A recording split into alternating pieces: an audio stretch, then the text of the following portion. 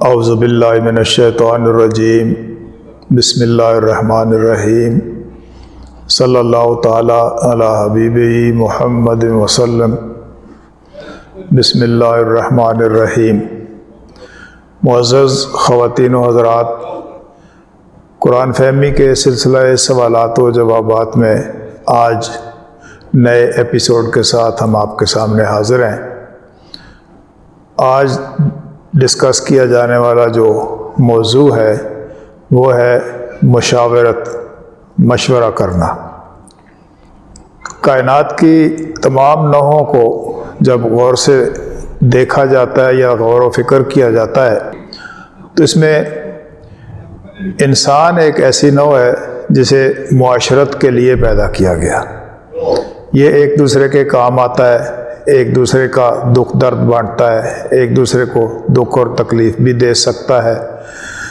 تو اس معاشرت کے اس معاملے میں جب یہ فیصلے کرے تو اس میں مشورے کو ایک بہت بڑی اہمیت حاصل ہے۔ ہم اس موضوع کو قرآن کی روح سے دیکھنے کی کوشش کریں گے۔ بسم اللہ الرحمن الرحیم۔ سورہ البقرہ آیت نمبر 30۔ وَإِذْ قَالَ رَبُّكَ لِلْمَلَائِكَةِ إِنِّي جَاعِلٌ فِي الْأَرْضِ خَلِيفَةً قَالُوا أَتَجْعَلُ فِيهَا مَن يُفْسِدُ فِيهَا وَيَسْفِكُ الدِّمَاءَ نَحْنُ نُسَبِّحُ بِحَمْدِكَ وَنُقَدِّسُ لَكَ قَالَ إِنِّي أَعْلَمُ مَا لَا تَعْلَمُونَ۔ اور جب تیرے رب نے ملائکہ سے فرمایا میں زمین میں اپنا نائب مقرر کرنے والا ہوں، تو انہوں نے کہا کیا ایسے کو نائب بنائے گا جو زمین میں فساد کرے اور خون بہائے؟ ہم آپ کی حمد، تسبیح اور تقدیس بیان کرنے والے موجود ہیں۔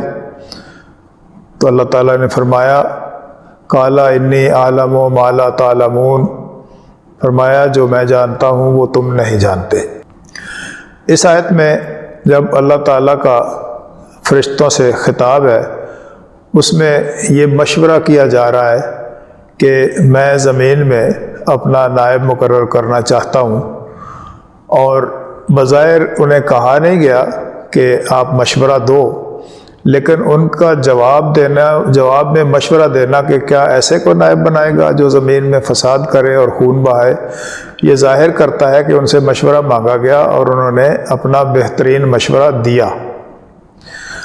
اس حوالے سے بزرگان دین یہ فرماتے ہیں کہ اللہ تعالیٰ کے اس فرمان کو مد نظر رکھتے ہوئے انسان کو چاہیے کہ جب بھی کوئی کام پروجیکٹ شروع کرے تو اپنے ماننے والوں کے سامنے اس کا تذکرہ بھی کرے اور ان سے مشاورت بھی کرے۔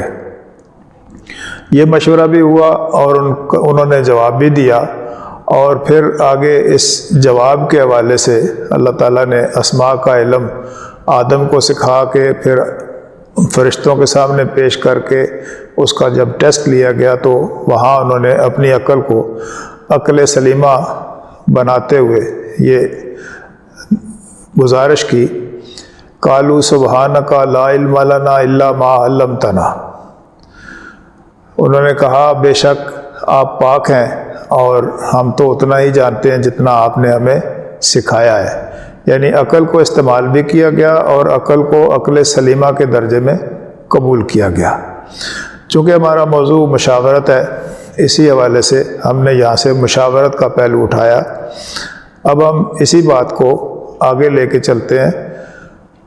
سورہ نمبر 42 سورہ شورا آیت نمبر 38،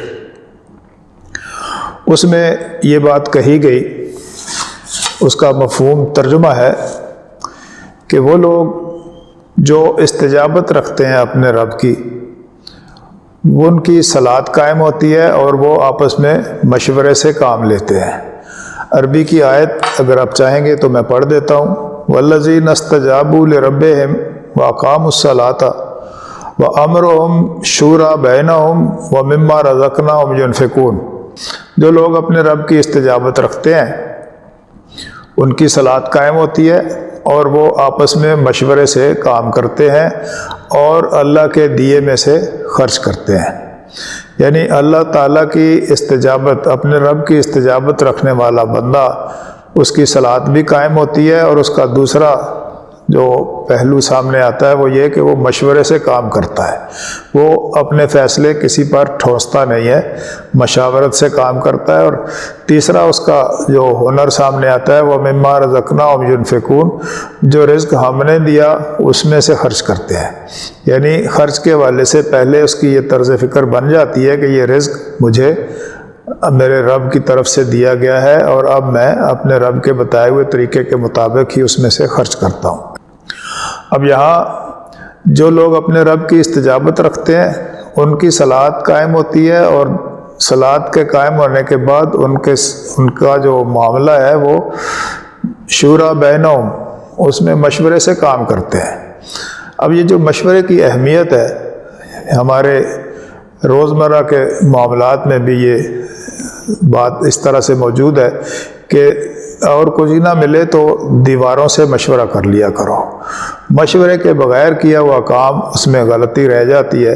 اور مشاورت کا یہ پہلو مخلوق کے بندوں کے درمیان، بنی نوع انسان کے درمیان ایک پیار کا رشتہ استوار کرتا ہے اور اہمیت کو جتاتا ہے۔ تو ہم نے اللہ تعالیٰ کی اس سنت کے مطابق جب بھی مشاورت سے کام لیتے ہیں تو اس کے نتائج ہمیشہ اچھے سامنے آتے ہیں، اور بہت سارے خرابیوں سے بچا جا سکتا ہے۔